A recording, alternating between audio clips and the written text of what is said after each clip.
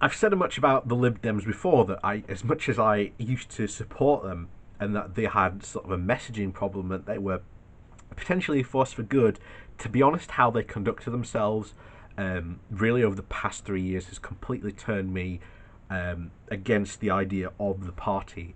To be honest, I agree with what we're going to go through in this article, that the Lib Dems did help the Conservatives win a victory. You look at where the Conservatives lost, not Conservative, where the Labour lost. You look at the increase of the Lib Dem vote. In many cases, the Labour lost literally by like 2 to 400 votes. And if you look at the increase in the Lib Dem vote, that's where they went to, and that's where they lost those seats. You know, it's undeniable, unfortunately, and I know people are upset about that. People who are part of the Remain cause, but the vote was split, and it was the Lib Dems' fault. I'm sorry. The evidence is all there, bright as day, and you have to accept it. Now, we're going to go through this article because Simon Jenkins here does make a very interesting point about what the Lib Dems should do next. I doubt they'll do it, but I haven't heard anyone really discuss this as an actual option, and I think this is something that should be openly discussed. So, the Lib Dems helped the Tories to victory again, now they should disband. So, no, it was not just Jeremy Corbyn. Last week's crushing defeat of the left was also caused by the Liberal Democrat Party splitting the vote yet again by offering itself as a vote launcher for British liberalism. It has served as merely as a fellow traveller of the British conservatism. Boris Johnson owes it a huge debt of gratitude. Misleading electoral results, largely so also as a gloat of supreme blame. It is the traditional folly of post-election analysis. Boris Johnson won the election with a triumphant Parliament victory, but he would also, but the operative word is parliamentary. His 43% of the vote was ahead of Theresa May's only by 1.2 percentage points, and dozens of MPs were elected with less than 50% of the vote. Most of these, such as Kensington, Knightley, Bridgehead and Chingsford, were seats that Labour would have won had there been no Lib Dem presence.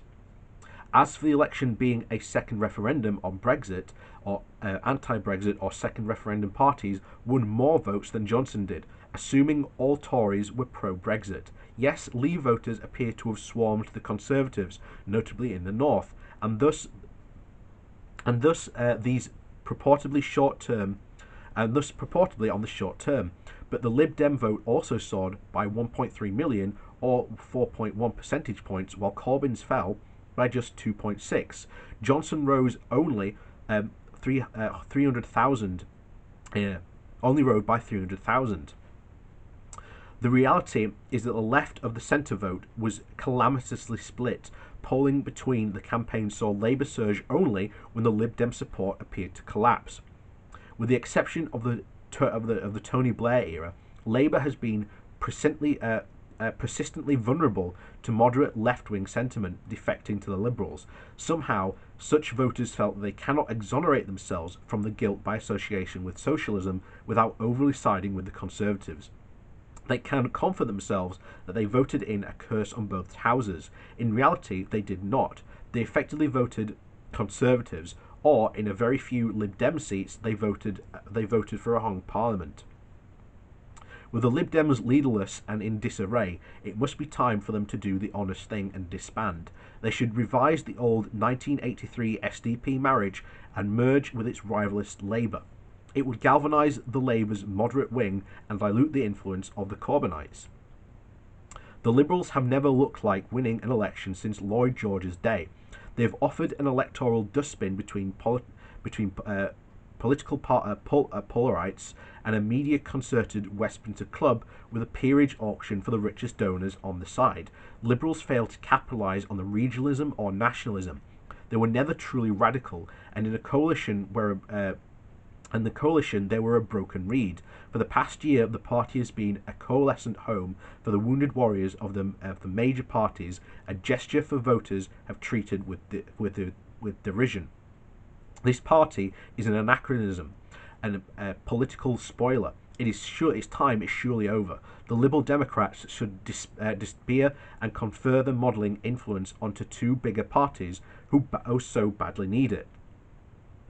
And I sort of agree with that.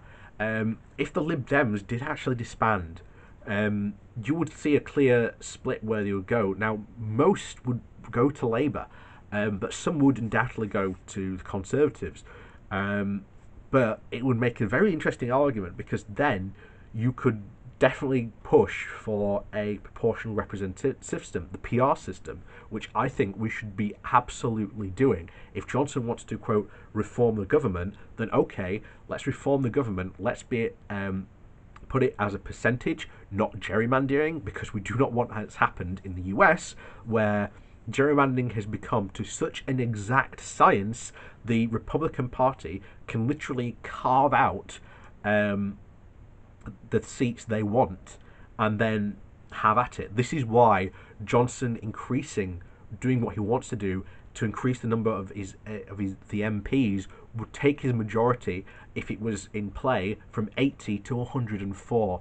This is something that he should not be allowed to do, because quite clearly from the numbers, if it was a PR system, the Conservatives only got about 38% of the vote. That's less than half.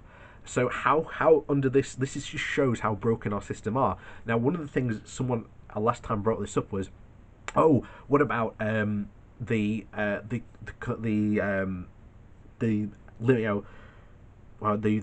BNP or UKIP getting these seats? Here's the thing: they'd just be ignored. In the PR system, these fringe political parties don't really have any power. They have MPs and they can vote, but they can't really do anything. They are these minor things, and unless you have actually a big block, you can't really do anything. Thus, why the big blocks will always win. I mean, you look at how much the Greens and the Lib Dems would increase that vote. There's a very good case to say that even if people did vote for them, they wouldn't actually be entitled to any seats, because there'd be so much vote for the main big parties. It literally is like Labour, Lib Dems, then Conservatives, then it goes down to Green, then it's like the SNP. It would be ages before they actually had a chance to get any seats. So the idea that this is somehow opens the door to radical politics is completely ludicrous. But if you want a good example of how our system, even now, the first past the post system, is open to radical politics and how they can actually affect someone, just look at what the ERG did to Theresa May for years and held the political system hostage. It was them who stopped Brexit time and time again, because it wasn't the Brexit they wanted. And now that they have a majority, they're now getting the Brexit they want. So this idea that a radical minority can somehow hold a country hostage is complete ludicrous, because even in our system, as it is now, we've had that. So we absolutely need a PR system based on proportional representation that is based on the percentage of the vote given to that party, not anything else. So that is what we should absolutely be campaigning for.